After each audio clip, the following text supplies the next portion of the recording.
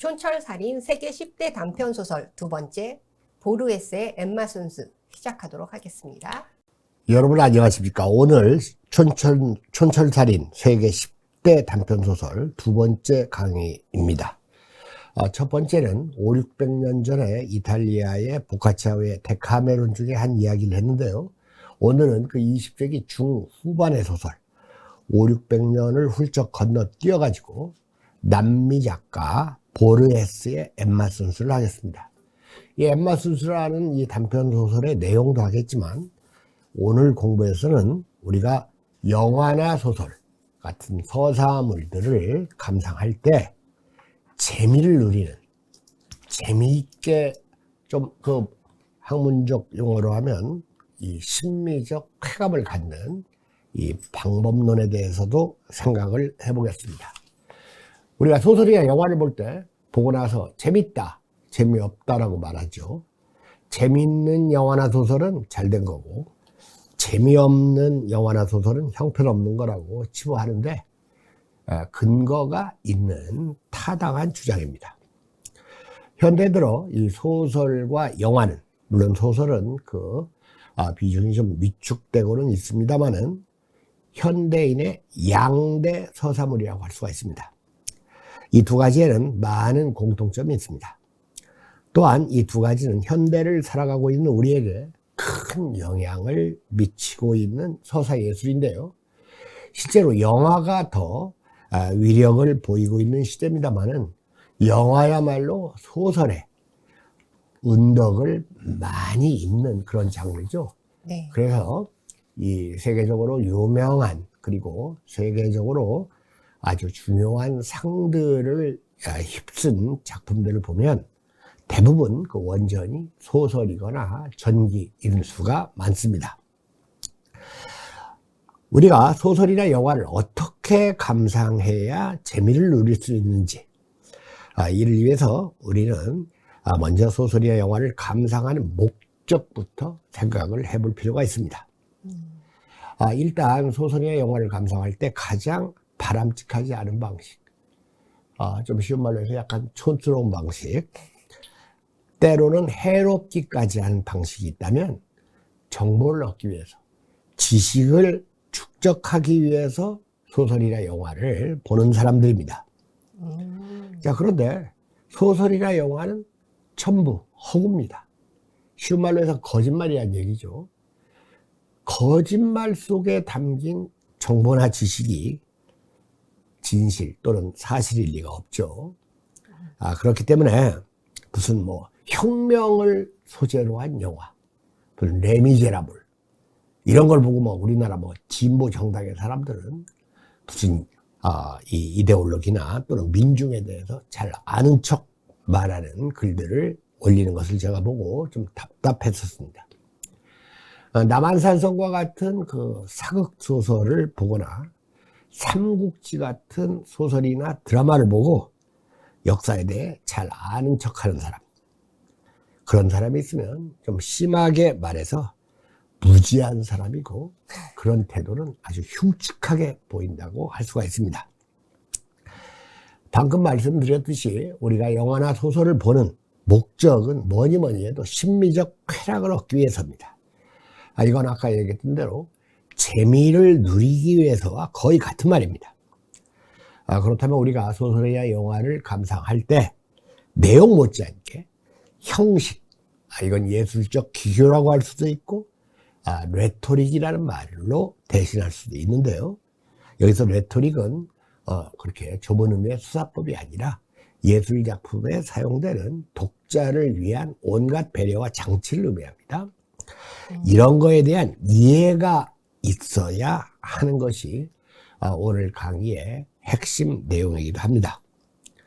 여러분들, 서사물을 재미나게 만드는 두 요소, 하나는 서스펜스고 또 하나는 서프라이즈입니다. 우리말로 바꿔서 서스펜스는 긴장감, 서프라이즈는 경이감이라고 할 수가 있는데요. 이 서프라이즈와 서스펜스, 이 두 용어는 이미 학문적 용어로 굳어졌기 때문에 제가 굳이 영어를 사용한다는 점을 말씀드립니다. 자, 그런데 이 서스펜스와 서프라이즈 중에서 탁월한 이야기는 서스펜스에 더 많이 의존합니다.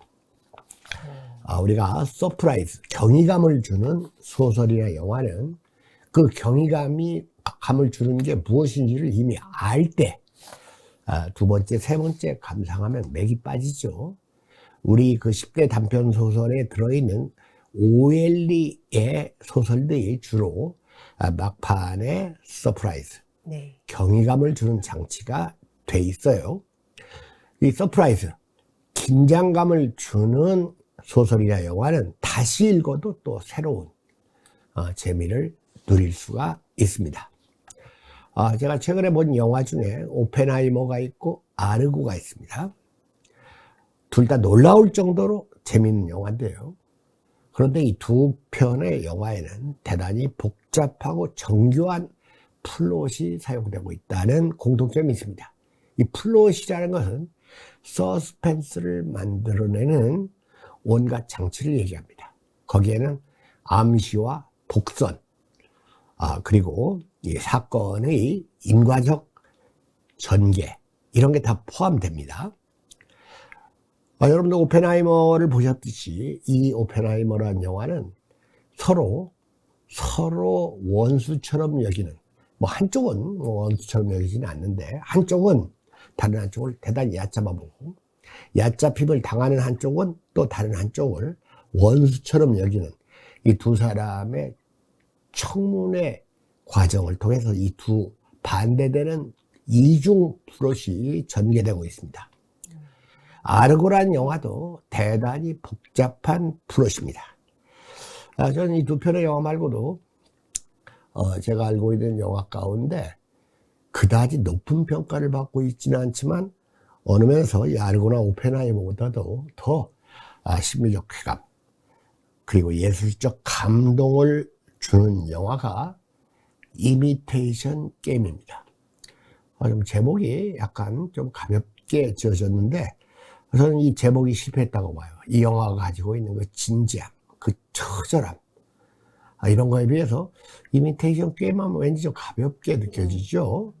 사실 이 영화는 그 노르웨이 감독이 그 연출한 영화인데, 그래서 그런지 아카데미상에 8개 부문에 노미네이트가 됐지만 꼴랑 이 각색상 하나만을 수상을 했는데, 저는 오펜하이머나 아르고보다도 이미테이션 게임이라는 영화를 훨씬 한 단계 높은 수준의 영화고 아주 큰 재미를 누렸던 영화인데, 이 영화 역시 상당한 이 시간 순서를 바꿔가지고 이 전개하는, 그리고 이중 플롯은 아니어도 1.5 정도 되는 플롯이 전개되는 영화였습니다.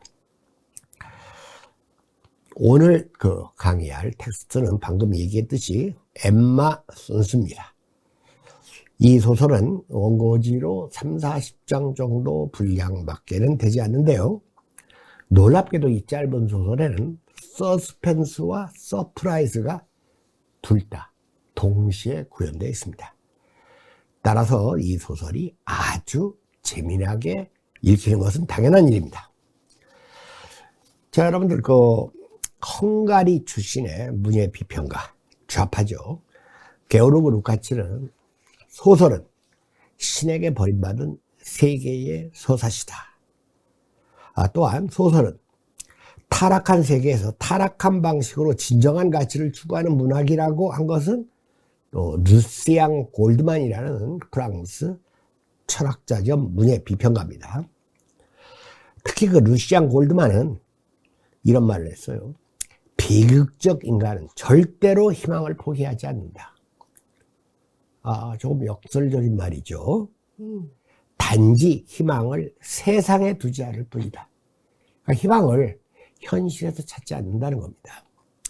비현실 또는 인간의 정의에서 희망을 찾지 않고 신의 정의에서 희망을 기대한다는 건데, 방금 얘기했던 이 게오르그 루카치나 루시앙 골드만들이 했던 이 언급들에 거의 다 부합하는 소설이 오늘의 텍스트 엠마 순스입니다.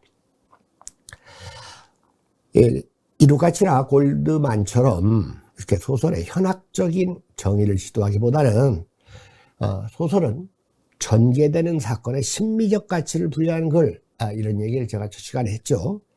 이 정도면 소설의 정의로서 충분하다고 여깁니다. 일찍이 공자는 아는 것은 좋아하는 것만 못하고 좋아하는 것은 즐기는 것만 못하다 라고 했죠. 이것은 예술작품 감상에서 최고 수준의 것이 무엇인지를 아주 지적해 줍니다. 당연히 최고 수준은 즐기는 겁니다. 등급으로 치면 1등급입니다. 그 다음은 좋아하는 것, 2등급이고 아는 것, 이건 최저 수준이 되는 겁니다. 이것은 앞에서 소설이나 영화를 감상할 때 가장 바람직하지 않은 것, 촌스러운 태도로 지적한 정보나 지식을 얻기 위해서 소설이나 영화를 감상한다는 말과 상통합니다. 말이 길어졌는데요. 우리가 소설이나 영화를 보는 목적은 단연 즐기기 위해서입니다. 소설이나 영화에서 재미를 누리고 즐길 줄 아는 사람, 그 사람이 가장 서사물을 제대로 이해, 감상하는 사람입니다. 자, 오늘 이 엠마 순스의 작가 호르에 루이스 보레스, 원래 이름은 더 길어요. 이 사람은 1899년에 태어나서 1986년, 얼마 안 되죠. 네. 1986년에 돌아가셨는데요. 9살 때 말입니다. 오스카 와일드의 동화 행복한 왕자를 스페인어, 에스파니아어로 번역해서 신문에 투고 게재를 했습니다. 대단하다. 그러니까 이제 이 보레스의 아빠 이름도 보레스 쪽 되겠죠. 이쪽이 성인 것 같으니까. 네. 그러니까 사람들이 당연히 이 아이의 아빠가 쓴 글로 알고 와서 잘 읽었다고 아버지한테 얘기하니까 아버지가 무슨 소린가 했다는 그 일화가 있습니다. 1937년 38살 때 겨우 부에노스아이레스의 시립도서관에 사서로 취직했습니다. 위대한 인물 중에는 사서 출신이 꽤 많아요. 네. 사서 출신이면서 위대하지 않은 사람도 있어요. 제 둘째 명이라는 분이 그런 분입니다. 네. 그런데 이 보르헤스를 처음 접한 독자 가운데 대부분은 난해하다는 이러한 평을 해요. 이 이유는 이 보르헤스 소설들이 대단히 현학적입니다. 엄청나게 지식 자랑을 해야 되는 것 같은 느낌을 줘요. 이 사람 취미가 동물학입니다. 근데 여러분들 제가 늘 강조하지만 취미는 전문적 수준에 이르지 못하면 그건 취미가 아니다. 이런 말을 좀 해요. 전문적 수준에 이르지 못한 취미를 우리는 잡기라고 그럽니다. 그러니까 제가 할 줄 아는 잡기 가운데 바둑이라는 것이 있는데 그건 영락없이 이제 그 잡기에 해당해요. 근데 이 보르헤스가 만든 동물학 사전이 있는데 브리테니카 백과사전에서 보르헤스의 동물학 사전을 이렇게 판권을 주고 사서 이제 전제를 했어요. 근데 다 전제하지 않았어요. 워낙 두꺼우니까. 그러니까 대단히 이제 현학적인 작가인데, 이토록 그 지식과 학문을 좋아하는 작가가 중년의 나이 들면서 실명을 하게 되죠. 여러분들, 혹시 움베르토 에코의 아주 재미난 소설 가운데 장미의 이름이라고 혹시 들어보셨습니까? 네. 영화도 상영됐죠. 네. 영화는 별로 재미없어요. 소설이 재밌습니다. 소설보다 영화가 더 나은 것들도 있는데, 저는 영화를 봤습니다만, 소설만 못해요. 그런데 이 장미의 이름을 보면 그 프란시스코라는 아주 진보적인 수도사도 나오지만, 이 소설 장미의 이름 중에 누가 나오냐면 호르세든가요? 호르헤가 나옵니다. 아주 나이든 도서관, 수도사들의 도서관을 지키는 이 호르헤가 나오는데요. 바로 이 호르헤가 루이스 보르헤스를 이 모델로 한 인물입니다. 여러분, 장미의 이름, 여러분에게 한번 일독을 권합니다. 이탈리아 작가 움베르토 에코의 소설 중에서 장미의 이름은 푸코의 추 장편이죠.와 함께 아주 재미난 소설들이죠. 사실 우리가 아르헨티나 하면 페론의 포퓰리즘을 생각하는 사람들이 많이 있고, 이 보르헤스는 이 페론의 이 국가사회주의 또는 포퓰리즘에 이 반대해서 정권에 좀 찍혀가지고, 나중에 이렇게, 그나마 가지고 있었던 이 도서관장직, 나중에 이제 도서관장도 하는데요. 거기에서 이제 잘려요. 47살 때에 이 도서관장직에서 잘리고, 나중에 정권이 바뀌니까 이제 보답을 받긴 했는데, 그 이후에는 이제 대중을 상대로 강연을 해가지고 아주 이 문명을 떨치게 돼요. 이 강연과 기고로 아주 영향력이 높은 인물이 됩니다. 여러분, 이 페론의 부인 이름이 이제 에비타죠. 에비타가 사망하면서 이 페론이 인기를 잃어요. 그리고 이제 급기야 1955년에 쿠데타가 일어나고, 페론이 해외 추방되니까 이 보르헤스의 운때도 이제 되살아나게 됩니다. 그렇다고 해서 이 사람이 국가사회주의에 반대하거나 권력에 저항한 작가는 아니에요. 한쪽을 싫어하다 보니까 다른 또 독재자를 지지했다는 이유로 많은 비난을 받는데, 아마 칠레인가요? 칠레의 피노체트 정권을 또 지지했던 것 같아요. 그래서 여러 가지 이 삶에서 이 어려움을 많이 겪었던 이런 사람입니다.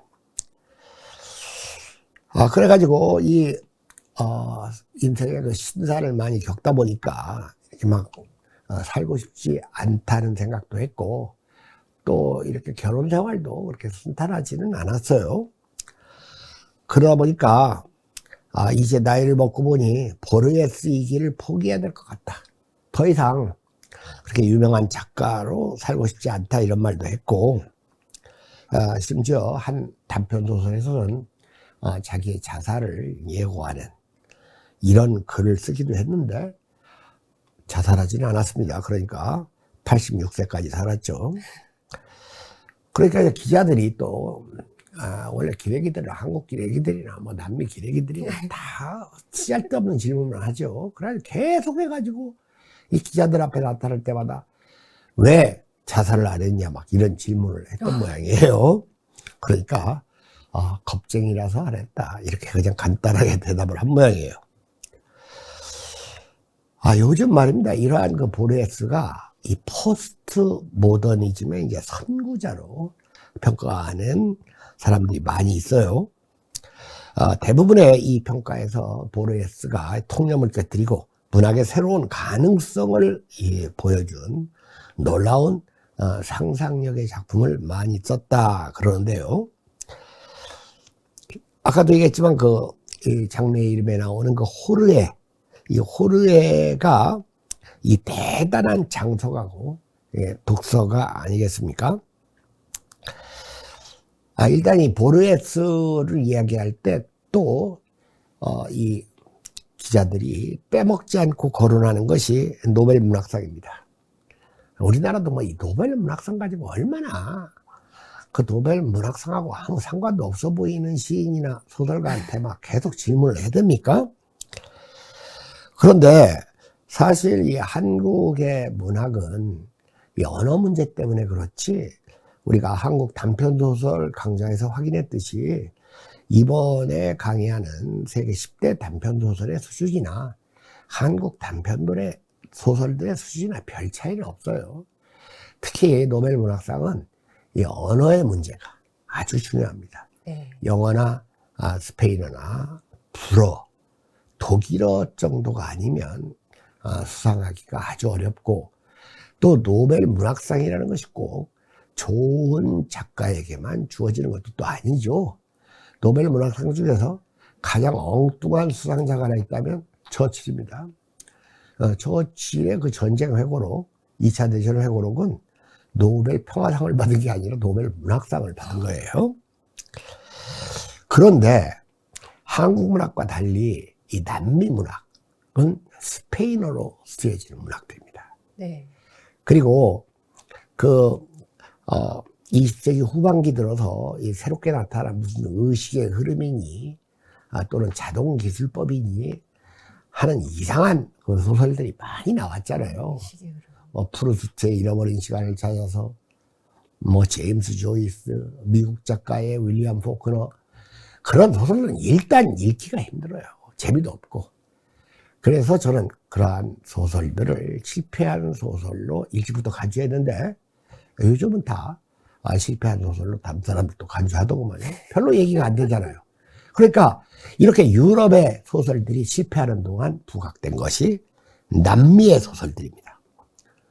그 여러분들, 제가 기억하고 있는 남미에서 노벨 문학상을 수상한 작가만 해도 5, 6명 됩니다. 그 중에서 제가 직접 작품을 읽어봤던 것이 이제 파블로 네루다 시인이죠. 제가 쓴 어떤 소설 가운데 이 중고등학교 교사가 이 수업 시간에 이 파블로 네루다의 시를 학생들에게 이렇게 소개하는 그런 장면도 있었는데요. 1971년에 노벨상을 수상했고, 이 네루다보다 훨씬 유명한 마르케스 아시죠? 가브리엘 가르시아 마르케스. 100년 동안의 고독. 아무도 대령하게 편지하지 않다. 그야말로 마술적 리얼리즘을 구사한 소설가 마르케스가 노벨상을 받은 것은 1982년입니다. 마리오 바르가스 요사라는 소설가가 있습니다. 아주 박력 있는 소설가입니다. 이 소설가는 이것저것 쓸데없는 이야기를 소설에 쓰는 것을 아주 경멸합니다. 막 이것저것 쓸데없는 소설, 제가 예전에 방송에서 얘기했지만 집에서 장롱 하나 이사 가는데 장롱 하나 내오는데 막 10페이지, 20페이지 막 걸리는, 그리고 소설 중에서 쓰잘데없는 묘사를 그렇게 자세히 하는 것도 싫지만 반복되는 내용, 거의 비슷한 내용을 그냥 계속 반복하는 소설들. 태백산맥이라는 긴 소설이 사실 박경리의 토지도 그래요. 반복되는 이야기들입니다. 인물이나 사건이나 시간이 좀 다를 뿐이지. 근데 이 마리오 바르가스 요사의 빤탈레온과 위안부들이 한 장편소설은 한 400페이지 번역본 되는데, 이 사건의 전개가 엄청나게 빠릅니다. 비행기를 탔다. 공항에 도착해서 내렸다. 딱 비행기 여행은 2문장입니다. 깜깜한 영화를 보는데 뒤에 여자가 자꾸 유혹을 해요. 그래서 몸을 확 돌려가지고 뒷자리로 가가지고 섹스를 하고 제자리에 돌아왔다. 딱 끝입니다. 보통 통속적인 작가들은 그런 장면만 나오면 이제 갑자기 막 묘사가 길어지잖아요. 이런 작가들이 다 이 노벨 문학상을 수상하는 가운데 이 보르헤스는 끝내 노벨 문학상을 수상하지 않았는데요.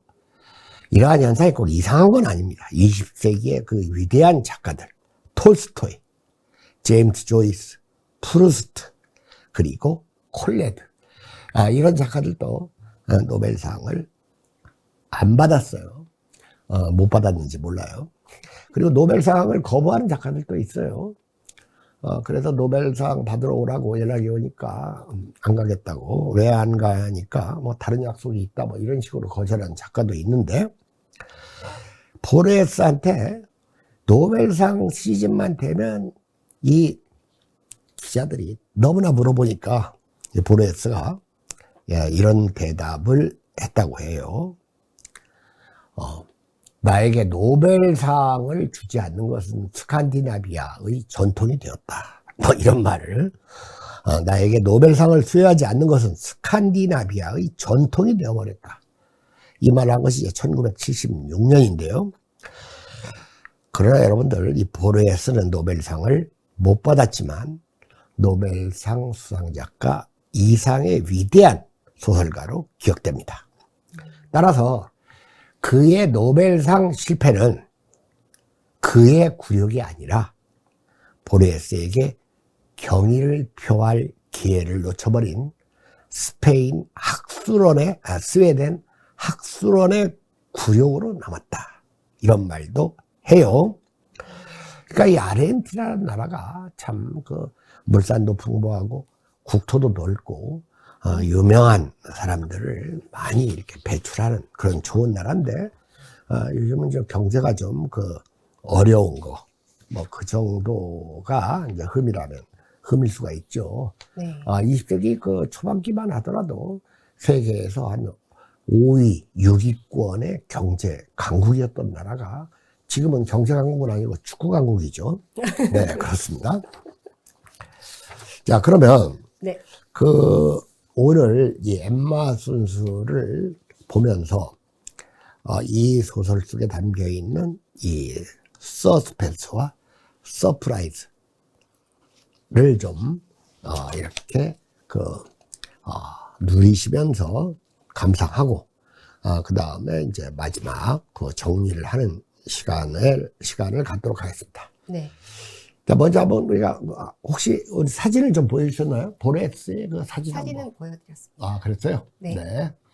그 보르헤스의 더 유명한 이제 그 책들이 뭐 논픽션 전집도 있고, 그다음에 우리나라에서도 이 보르헤스의 전집, 문학 전집도 나왔는데 지금 여기 여러분들에게 제공되는 이 영상, 이 시각 자료에서 가운데에 알렙이라고 있죠. 네. 이게 단편집입니다. 여기에 엠마 순수가 수록돼 있고, 그 다음에 아마 이 알렙의 이 보르헤스의 대표 단편인 죽지 않는 인간도 여기에 들어있는 걸로 제가 기억합니다. 그 다음에 이제 픽션들, 이 픽션들도 오른쪽에 두 번째, 네. 이 보르헤스를 세계적인 작가로 만든 그 대표작 중에 하나입니다. 자, 제가 이 소설 엠마 순수에서 10개 장면을 한번 뽑아봤습니다. 그러면서 간단히 그 이야기를 먼저 한번 확인한 다음에 네. 그 다음 논의를 하도록 하겠습니다. 먼저 1번 한번 읽어주시죠. 1922년 1월 14일 파르보흐 앤 로렌탈 방직 공장에서 돌아온 엠마 순스는 현관 안쪽에 떨어져 있는 편지 한 장을 발견했다. 그 편지에는 브라질 소인이 찍혀 있었고 편지를 읽어가는 도중 그녀는 아버지가 사망했다는 것을 알았다. 엠마는 마이에르 씨가 실수로 다량의 베로날, 수면제를 잘못 먹었고 바헤의 병원에서 그달 3일에 죽었다는 내용의 글을 읽었다. 자, 그러니까 아버지가 죽고 나서 10하루 만에 그 소식을 전해 듣는 딸의 장면이 나왔고, 네.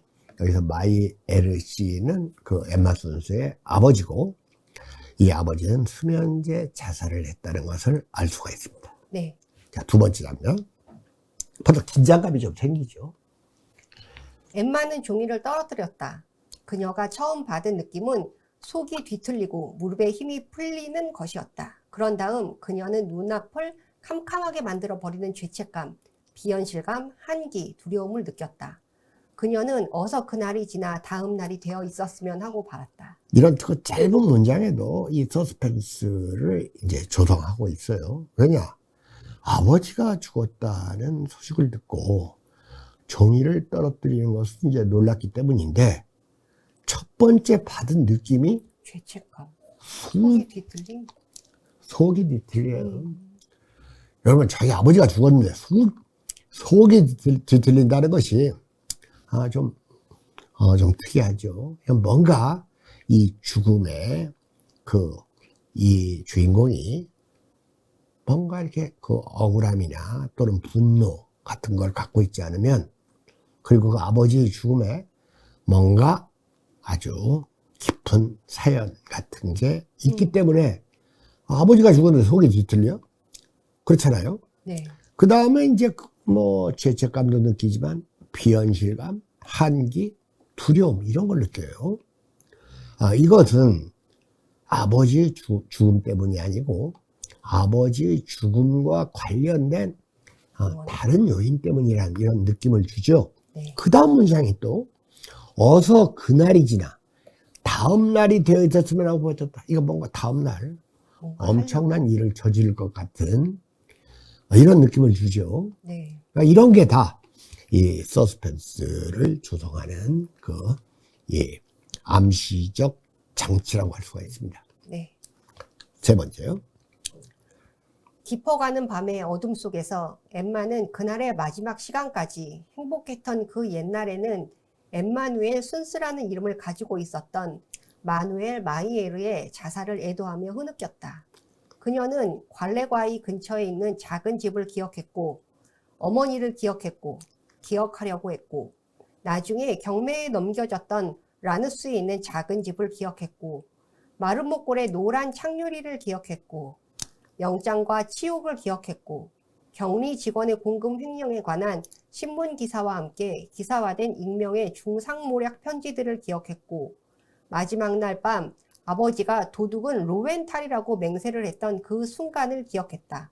그녀는 결코 그 순간을 잊지 않았다. 두 번째로 이제 느낀 감정이 이제 흐느낌, 슬픔이에요. 자, 그런데 이 행복했던 이 가정이 이제 그 파괴되는 이야기가 여기에 들어있죠. 네. 영장과 치욕, 그리고 집이 경매에 넘겨집니다. 작은 집으로 쫓겨갔는데 그나마 이 작은 집까지 경매에 넘겨져요. 그리고 이것이 경매에 넘겨지고 이렇게 가정이 파괴되기에 이른 그 이유가 격리 직원의 공금 횡령에 관한 이 신문 기사가 관련이 됩니다. 그리고 이런 아버지가 이렇게 공금 횡령을 했다는 이 모함, 누명을 쓰게 되는 데에는 이 중상모략이 담긴 편지들, 그리고 아버지가 마지막 날 밤에 도둑은 로엔탈이다 라고 맹세하다시피 얘기했어요. 네, 세 번째 장면 아직 남았습니다. 네. 로웬탈, 전에는 공장의 매니저였고 지금은 공장 소유주들 중에 하나인 아론 로웬탈. 1916년 이래 그녀는 이 비밀을 가슴 깊이 간직하고 있었다. 그러니까 여기 나와 있는 이 로엔탈. 네. 지금은 공장 소유주가 돼 있어. 그리고 이 로엔탈이 아버지를 죽게 만든 원수라는 것이 지금 밝혀지고 있습니다. 네. 그래서 이 아버지가 죽었다는 이 소식을 들은 1922년의 시점에서 6년 전으로 거슬러 가서 1916년 이래 6년 동안 이 로엔탈, 이 원수 새끼 이런 비밀을 가슴 깊이 간직하고 있었는데 바로 이 로엔탈이 지금 엠마 순스가 근무하고 있는 공장의 소유주입니다. 네. 그날 밤 그녀는 잠을 자지 않았다. 첫 번째 빛이 창문의 사각형을 뚜렷이 드러냈을 때 그녀의 계획은 이미 완성되어 있었다. 그녀는 영원히 끝날 것 같지 않아 보이는 그날이 다른 여느 날과 마찬가지처럼 되도록 안간힘을 썼다. 공장에서는 파업의 소문이 나돌고 있었다. 여기 이제 파업의 소문은 엠마 순스로 하여금 어떠한 행동을 하게 하는데 이 행동이 타당하게 그럴듯하게 받아들여지는 그 장치의 역할을 합니다. 다섯 번째 봅시다. 토요일 조바심이 그녀를 깨웠다. 초조함이 아닌 조바심, 그리고 마침내 그날이 왔다는 야릇한 안도감. 이제 더 이상 그녀는 계획을 세우거나 상상 같은 것을 해야 할 필요가 없었다.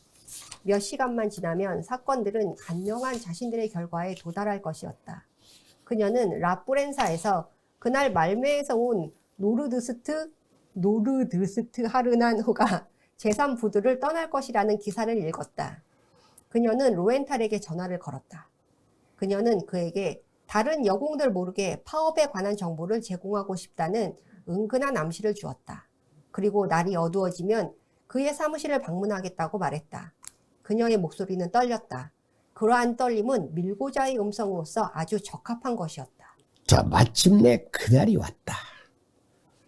네. 엄청나게 이제 그날을 기다렸는데 그날이 바로 내일이었었어요. 야릇한 안도감을 느껴요. 여기서 그날은 더 읽어보면 알겠지만 이거 원수를 갚는 날입니다. 그러니까 그날이 왔다. 그러면서 이미 계획을 세우거나 상상 같은 걸 할 필요가 없어요. 왜? 전날 다 정해졌습니다. 그리고 몇 시간만 지나면 결과가 나올 것이다. 이런 박력 있는 문장들, 이런 것들은 계속 긴장감을 조성합니다. 이 노르드스트 하르난호라는 배가 떠날 것이라는 기사. 이것도 이 이야기의 아주 중대한 복선 가운데 하나예요. 네. 자, 그리고 아까 이 로엔탈에게 이제 전화를 걸어가지고 파업에 관한 정보를 제공하고 싶다. 아까 파업 얘기가 나왔었죠. 네. 자, 이렇게 파업 기사를 먼저 보여주고 이 파업에 관한 정보를 이제 제공하고 싶다는 은근한 암시를 줬으니까 그러한 복선이 지금 엠마 손스의 이러한 행동에 다 이 사실감을 주지 않습니까? 네. 그리고 전화를 걸면서 뭐라고 합니까? 이 파업에 관한 정보를 제공하고 싶다. 이거야말로 공장 소유주가 가장 원하고 기대하는 바였었죠. 네. 그러니까 이러한 전화 내용은 엠마 손스로 하여금 이 공장 소유주 로엔탈을 아주 지근거리에서 개인적으로 만날 수 있게 하는 때와 장소를 가리지 않고 이러한 역할을 하죠. 네. 그리고 이 원수를 갚는다는 떨림인데 이 떨림이 오히려 밀고자의 음성으로서 아주 적합하다. 이런 것도 아주 탁월한 문장이죠. 네. 다음 6번째입니다. 그녀가 그날 오후 항구에 갔다는 것은 확실하다.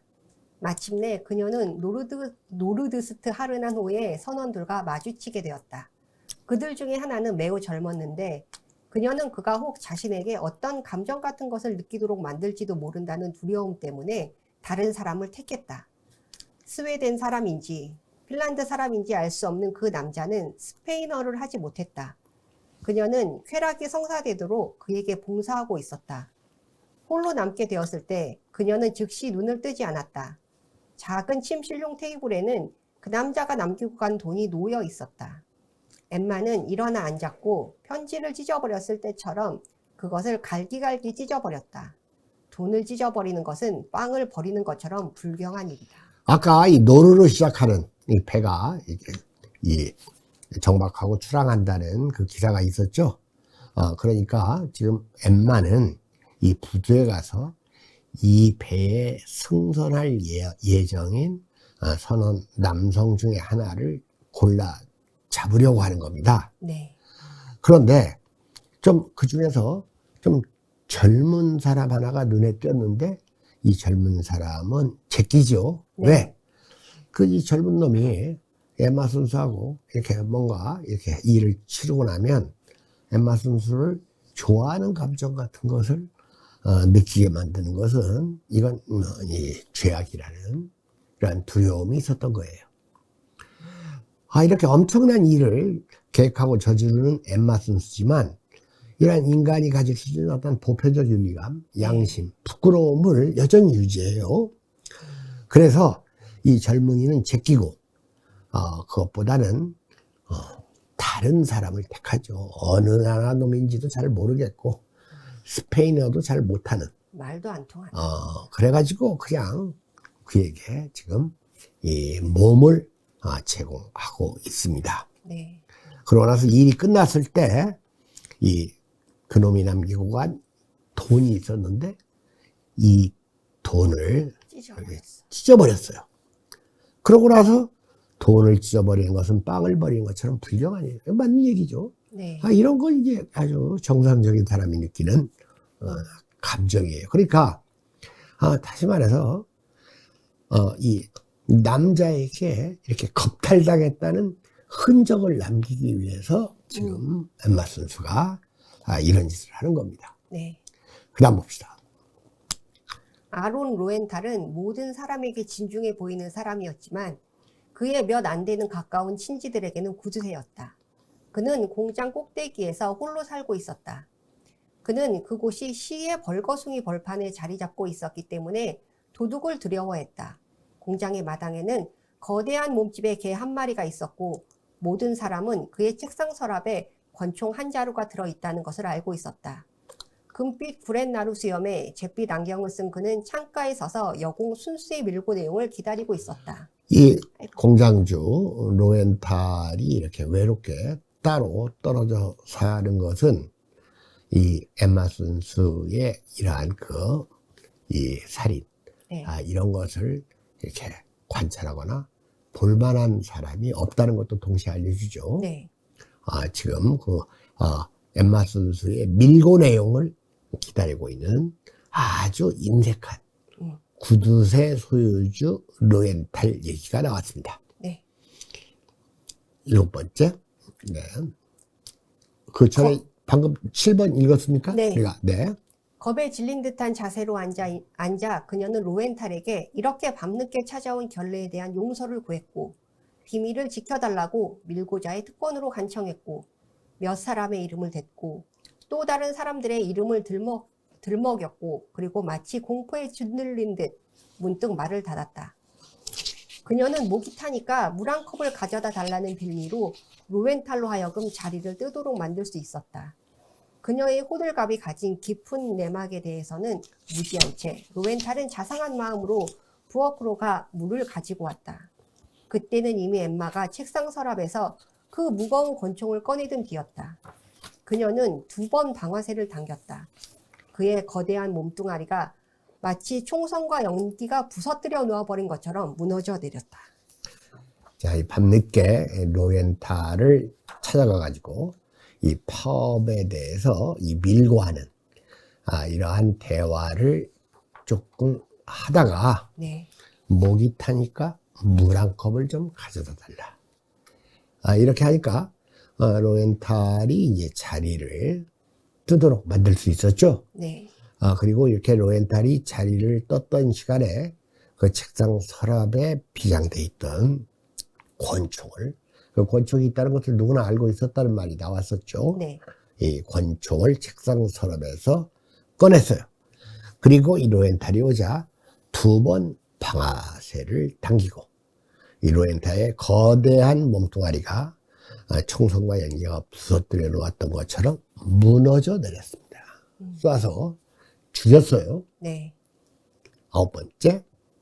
급박하게 의식의 뒷전에 달겨드는 개 짖는 소리가 그녀로 하여금 머뭇거릴 시간이 없다는 것을 깨닫도록 만들었다. 그녀는 소파를 흐트러 놓고 시체 우도새 단추를 풀어 제꼈고 튕겨나간 코안경을 서류 캐비닛 위에 올려놓았다. 그런 다음 그녀는 전화기를 들고 이미 수없이 되풀이해 되뇌어 보았던 그것을 이러저러한 말들로 다시 반복하기 시작했다. 믿을 수 없는 일이 일어나고 말았어요. 로엔탈 씨가 파업 때문에 상의할 일이 있다고 저를 오라고 해서 그가 나를 겁탈했고 그래서 내가 그를 죽였어요. 자, 이렇게 로엔탈을 쏴 죽이고 나서 그 현장을 겁탈의 현장처럼 좀 네. 이렇게 어질러 놓았죠. 네. 그리고는 전화기를 들었어요. 아마 이렇게 관청, 수사 또는 그 사법 관청이겠죠. 네. 그러고 나서 준비했던 말을 반복합니다. 로엔탈이 날 겁탈해가지고 내가 그를 죽여버렸다. 이렇게 신고를 했습니다. 네. 마지막 장면입니다. 사실 이 이야기는 믿기 힘든 것이었지만 본질적으로 그것은 진실이었기에 모든 사람들의 심금을 울렸다. 엠마 순수의 그 떨리는 어조는 진실이었고 그녀의 수치감은 진실이었고 그녀의 증오는 진실이었다. 그녀가 겪었던 분노 또한 진실이었다. 단지 주변 정황과 시간 그리고 한두어 사람의 이름들만이 거짓이었을 뿐이었다. 자, 여기서 그 이 소설에 이렇게 어떤 그 철학적 주제 또는 부주제라고 할 수 있는 이런 것들이 나타납니다. 지금 진실이란 말이 반복되잖아요. 네, 엠마 순수의 떨리는 어조, 진실, 수치심, 진실, 증오, 진실. 진실, 분노, 진실이에요. 다만 이 주변 정황과 시간 그리고 한두어 사람의 이름들만이 거짓이었을 뿐이다. 그러니까 이 겁탈당한 네, 이 정황을 만들기 위해서 실제 부대에 가서 이름도 모르는 뜨네. 선원에게 이 몸을 허락하고 그 겁탈의 이 어떤 신체적 증거. 이걸 그대로 갖고 와가지고 권총으로 이 로엔탈을 쏴 죽이고 그놈이 나를 겁탈하려고 해서 쏴 죽였다. 이런 건 이제 우리가 흔히 말하는 뭐 정당방위 또는 정당방어라고도 하는데요. 이 정당방위의 상황을 만들어가지고 로엔탈을 이렇게 합법적으로 죽이는 이러한 그 마지막 결말. 그러니까 이 마지막 결말을 보니까 왜 엠마 순수가 이 부두에 가서 모르는 놈을 선택해가지고 이렇게 이 몸을 허락하는 이러한 그 성행위까지를 했는지 이런 거에 대해서 좀 궁금해했는데 이 마지막에서 네, 계속 이 서프라이즈를 계속 이 서스펜스를 주던 이 소설이 마지막 와서는 놀라운 이 서프라이즈로 또 이게 끝나지 않습니까? 네, 그래서 제가 아까 이 게오르그 루카치가 한 그 말들을 다시 한번 이제 생각을 해보겠습니다. 이 자막 중에서 아닌데. 마지막 그 소설 10개 자막 중에서 이제 소설은 신에게 버림받은 세계의 서사시다 이런 말을 했었죠. 소설은 신에게 버림받은 세계의 서사시. 게오르그 루카치. 네, 이 소설의 이루기라는 책은 굉장히 유명한 책인데 잠시만요. 사실 뭐 이렇게 말도 안 되는 얘기가 좀 많이 있는 책이에요. 자, 루시안 골드만. 소설은 타락한 세계에서 타락한 방식으로 진정한 가치를 추구하는 문학이다. 이 루시안 골드만 같은 사람은 무슨 뭐 욕망의 삼각형 이론을 펴가지고 이렇게 이 소설을 또 이렇게 세계 구조적으로 설명한 유명한 그 철학자였는데 우리가 알다시피 이 프랑스 이쪽 계통의 철학자나 이 문학가들은 잠시 그냥 선풍적인 인기를 끌다가 역사의 뒷전으로 사라지고 있잖아요. 지금 뭐 루카치나 골드만은 그래도 조금 얘기되는데 지금 기억합니까? 근데 한동안은 한국 이 대학 사회에서 뭐 거의 아주 위대한 철학자 문학가로 이렇게 추앙받던 이 한국 사람들은 언제까지 이 서양 이 사람들을 이렇게 추앙했다가 버리고 추앙했다가 버리고 요즘은 이제 그런 게 조금씩 적어지고는 있는데 자 여기 마지막이 중요합니다. 비극적 인간은 절대로 희망을 포기하지 않는다. 단지 희망을 세상에 두지 않을 뿐이다. 네, 그러니까 이 희망, 현실, 세상 사람들의 이 인간의 정의로는 자기가 구원받을 수 없다는 생각을 하는 겁니다. 그러니까 바로 엠마 순수는 인간의 정의 실현의 방식으로 이 원수를 갚은 게 아니라 지금 자기가 이 로엔탈을 살해한 것은 신의 뜻이라는 신의 정의의 실현이라는 이러한 이 스스로의 착각을 갖고 있어요. 그렇기 때문에 이 엠마 순수가 희망을 가질 수 있었던 것은 로엔탈을 죽이는데, 로엔탈을 무슨 방법으로 죽일 수가 있겠어요? 죽이면 또 자기가 징벌을 받는데. 네. 그러니까 인간의 방식, 이 구원과 희망이 인간 세상에는 없다는 것을 알고 그야말로 신의 정의를 내린다는 이러한 거대한 어떤 착각이든 착각 또는 그러한 신념의 신념, 이런 것을 기반으로 해서 로엔탈을 살해하고도 아무런 양심의 가책을 느끼지 않을 수 있었기 때문에 이 나이 어린 이 소녀 비슷한 나이의 여성의 이 완전 범죄에 가까운 이러한 행위들이 네. 그렇게 단호하고 주도면밀하고 치밀하고 그리고 성공할 수가 있었던 겁니다. 왜? 신이 정의를 내리는데 어설프게 할 리는 없죠. 성공할 수밖에 없죠. 그리고 우리가 이 소설을 다 읽어보면 이건 뭐 완전히 성공했네 하는 느낌이 들고 또 이렇게 복수할 만하네.